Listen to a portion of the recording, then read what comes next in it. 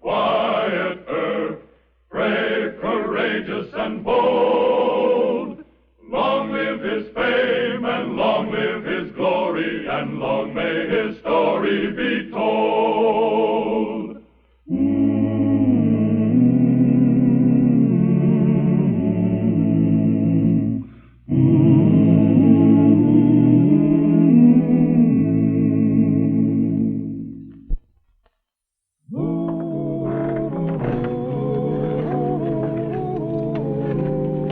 Here, Matthew, let me help you.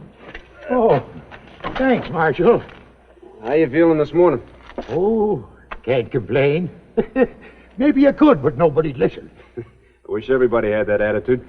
If they did, I wouldn't have to work at all. Good morning to you, Matthew. Morning.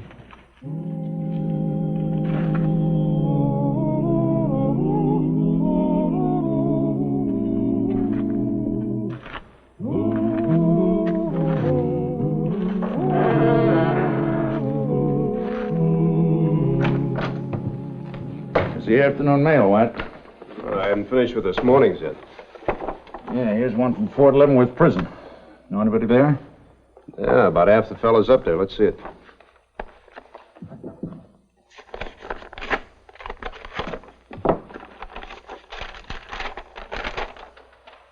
It's from the warden.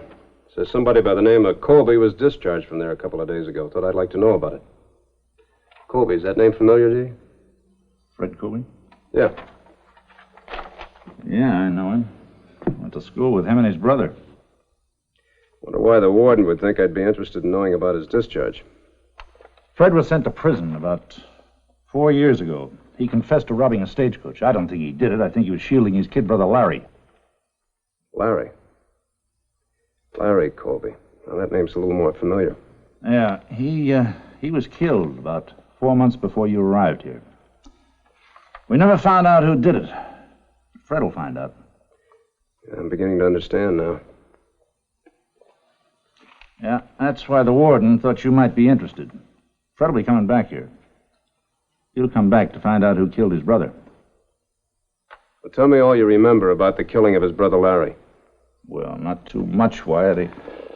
Larry was always the sort of a kid who was in trouble. He was real handy with a gun. He finally got a half interest in the Alamo Saloon. Even going to marry Jake Antrim's daughter, but... Joan Antrim? Yeah. Nobody ever saw him do a day's work. Always had plenty of money. He was a strange sort of a fella.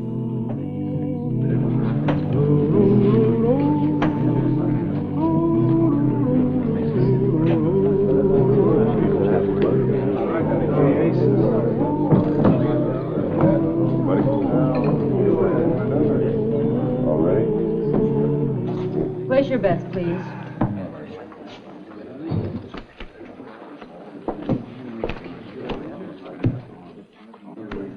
The name of the game, gentlemen. Something you want, Marshal? I'd like to speak to your father. I think you'll find him in his office. Thank you, Miss Antrim. Place your bets, please.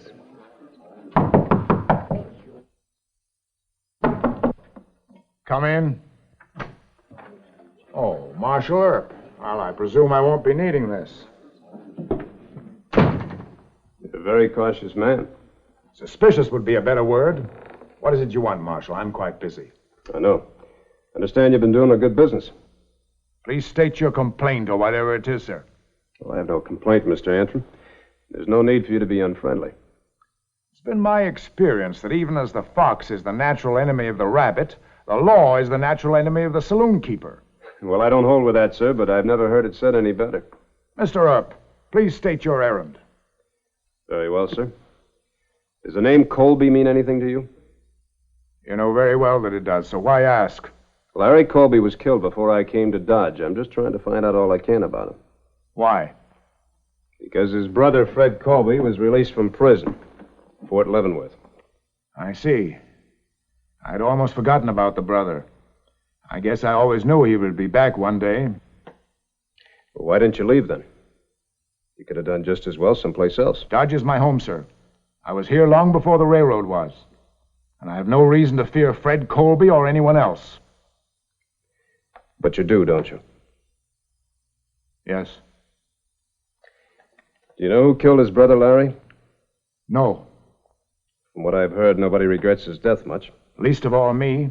He forced me into a partnership with him practically at gunpoint. Well, I've also heard that he might have been your son-in-law if he had lived. At least I was spared that.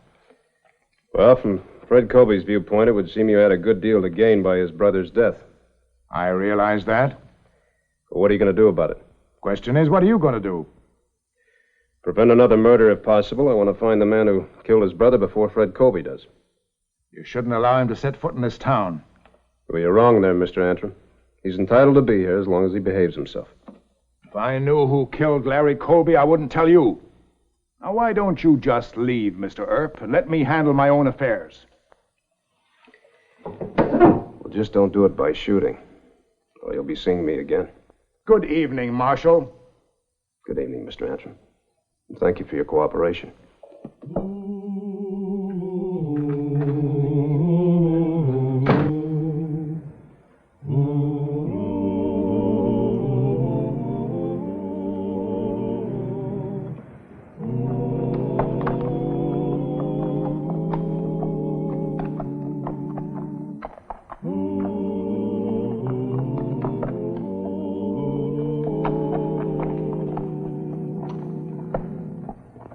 Good evening. Your name Fred Colby?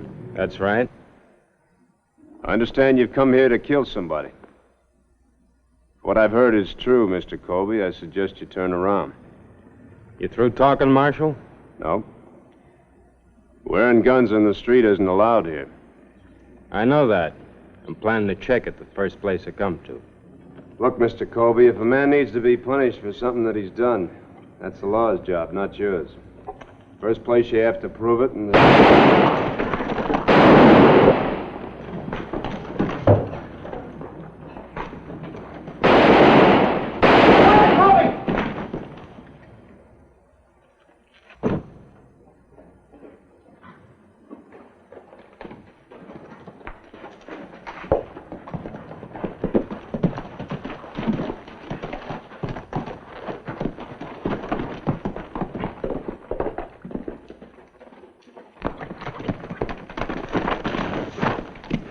well, whoever it was got away.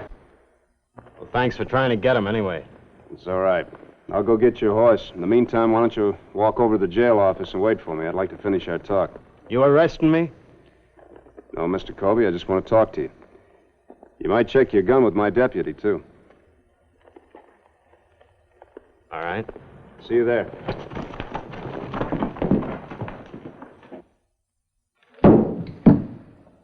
Well, do you have any idea who it was? Seems clear to me. The man who killed my brother is trying to kill me. It's mighty short range to miss with a rifle, if it was a miss. Seems to me like whoever it was just trying to scare you. I doubt it. Good evening, Marshal. Mr. Colby, before you go, I'd like to tell you once more. Don't try and take the law in your own hands.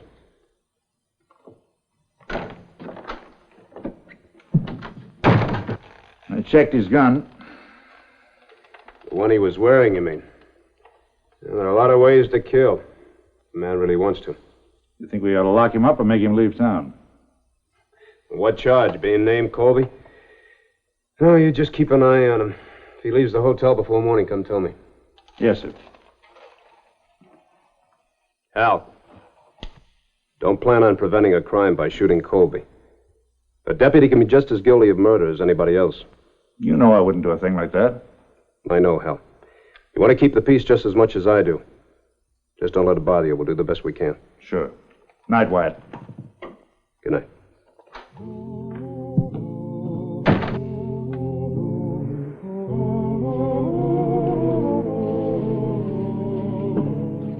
Marshal Earp? Well, good morning, Miss Antrim. Good morning. I'd like to talk to you, if I may. Of course.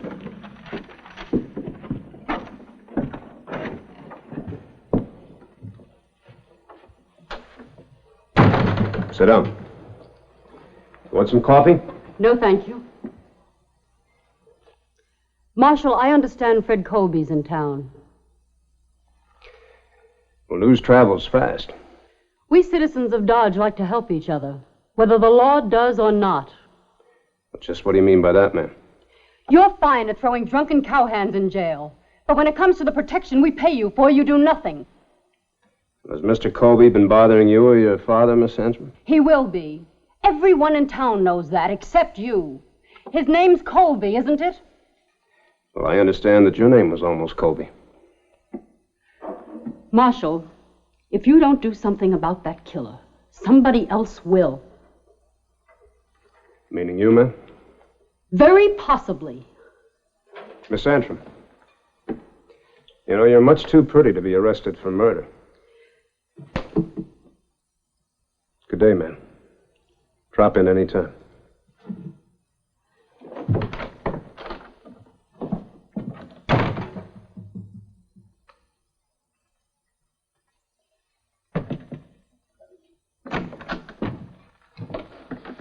Colby just left the cafe down the street. He's headed for the Alamo Saloon. All right. I'll go around back of the saloon. You stay on the street. If there's any shooting, you come on in.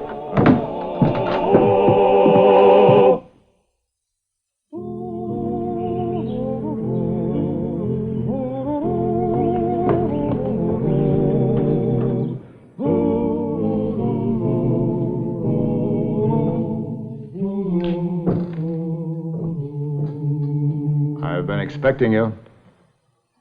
I imagine you have. Well? You know why I'm here, Antrim. To kill me, I suppose. You killed my brother. I didn't, but he deserved killing. He was your partner. Sent me a copy of your agreement with him. Do you have it with you? Yeah? I'll buy it back from you. All right. Does $3,000 sound like a fair price to you? That's, more money than I ever had. You're entitled to your brother's holdings. I certainly don't wish for another Colby as a partner. And since you can't buy me out, I'll buy you out. You mean buy me off, don't you? Do you want the money or don't you? I'll decide later. In the meantime, I'll do what I came here to do. Find out who killed my brother. You're the man I'm looking for. All the money in the world won't save you. Miss Antrim, you're under arrest for attempted murder. Father!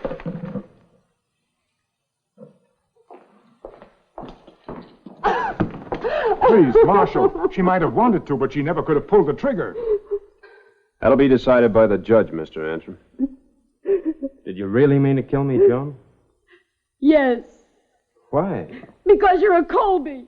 The same dirty, rotten breed as your brother. I don't understand this at all. When I left here, you and Larry were in love. You were going to get He married. never loved anyone but himself and money. He was a cruel, vicious killer, and you're no better. Miss Antrim, did your father kill Larry Colby? Did you? No, but I wish I had. I wanted to, more than once. I'm sorry to hear that. It changes nothing as far as I'm concerned. I'll find my man no matter how long it takes. Turns out to be your father. I'm sorry for you.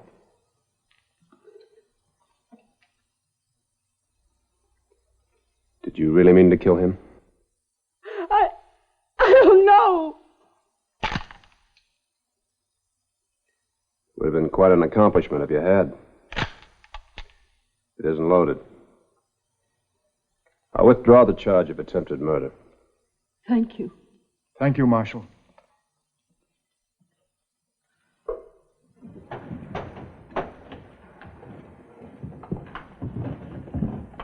Well, Marshal, I'm indebted to you again. No, you're not. Wasn't loaded. I don't really think she hates you, Mr. Colby. I just think she's worried about her father. Maybe she has reason to be. Thanks, Marshal.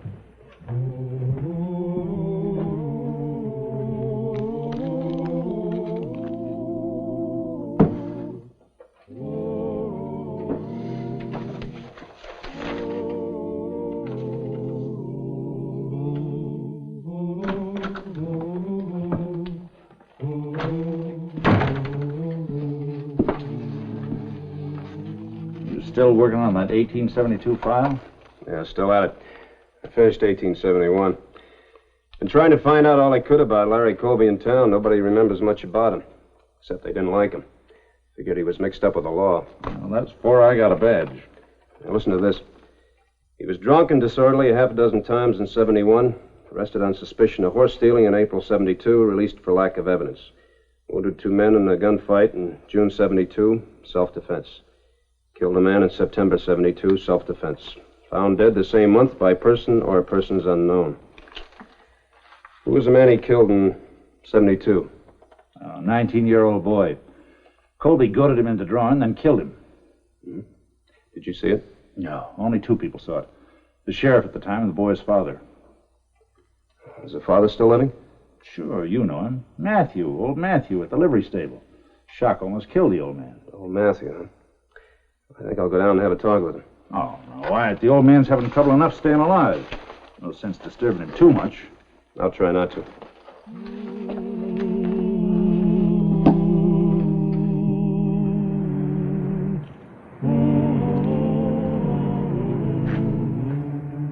Fred Colby, isn't it? Yeah.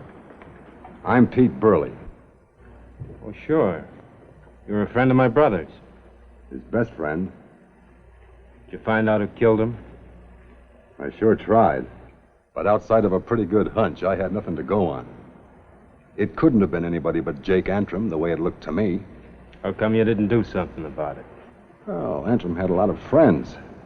I got shot at a couple of times, so did the rest of the boys. The gang just sort of broke up without Larry to hold it together. I've been drifting around here ever since. What gang are you talking about, Pearlie? Didn't Larry ever write to you about us? There were 6 of us all together. We had this town by the tail, let me tell you. Larry was the brains and the fastest gun. He was pretty good with the women, too. You heard about old Antrim's daughter, didn't you? Yeah. I heard she and Larry were going to get married. Ah, Larry wasn't the marrying type, if you know what I mean. He just did that to try and get Antrim to make him a partner. Worked, though, didn't it? Not exactly. Antrim wouldn't go for it. So Larry made a few little threats. Against the girl? Yeah. First thing you know, Larry was a partner. That makes you a partner now. You seen old man Antrim? Yeah. How'd he take it? Not good. I didn't figure he would. Fred, I came up here figuring on taking up with you where I left off with Larry. How do you feel about it? Depends on what you mean. Oh, you know? No, I don't. Well, first we put in our own dealers at the saloon like before. And we take in twice as much. Then we get rid of old man Antrim altogether. You're a liar. What? I said you're a liar. Larry might have been wild, but he wasn't crooked. Boy, have you got a lot to learn about your kid brother. Shut up. You ain't got as much sense now as you had when they sent you up, have you? Out of my way, Pearlie. If Larry was alive right now, he'd spit on you. But since he ain't, I'm going to do it for him.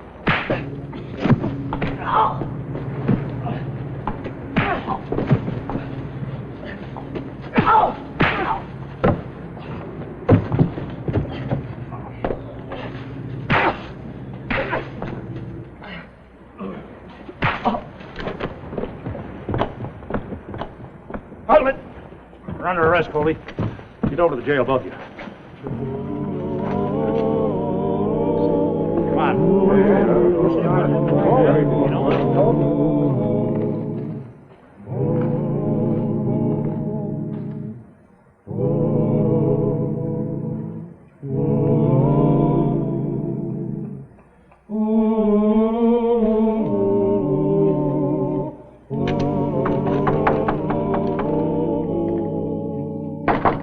All right. Just a minute.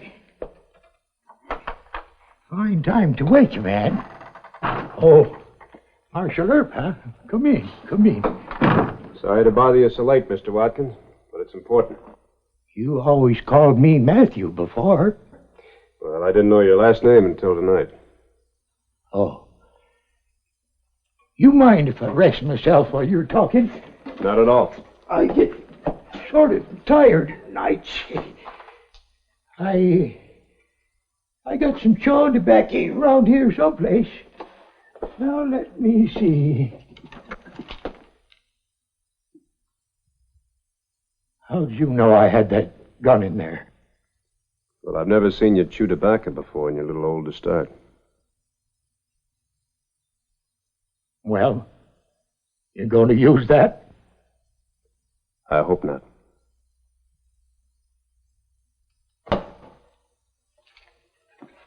I never murdered nobody.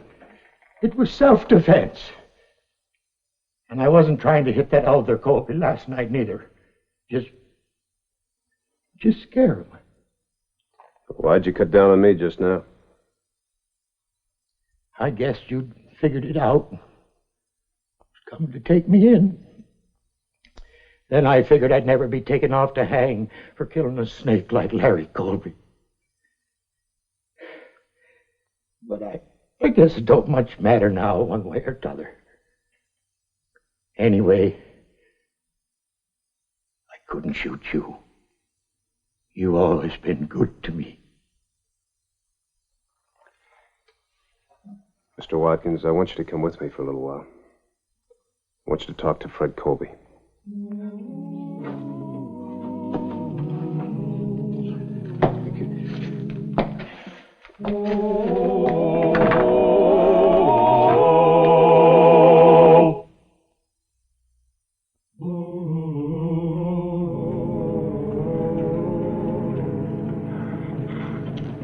That's Mr. Colby's horse. It's all saddled up. Looks like he's getting ready to leave town. I was afraid that he was pretty upset last night when old man Watkins told him the truth about his brother.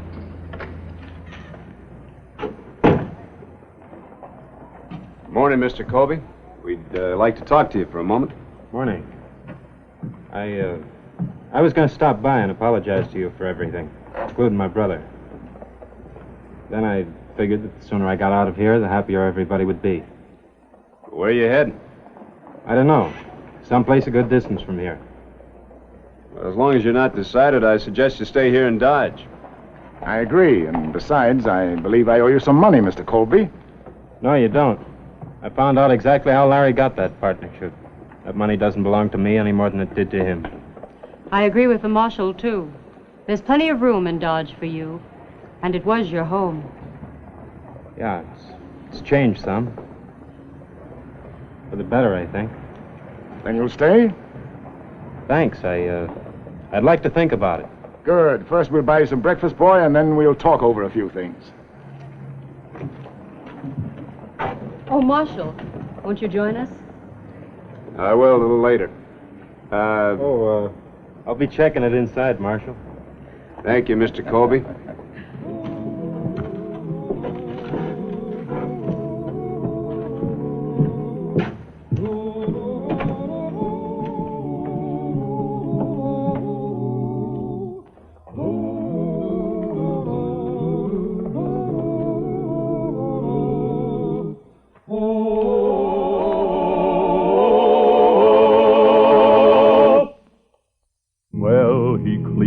The country, the old Wild West country, he made law and order prevail. And none can deny it, the legend of Wyatt forever will live on the trail. Oh, Wyatt Earp, Wyatt Earp, brave, courageous, and bold. Long live his fame, and long live his glory, and long may his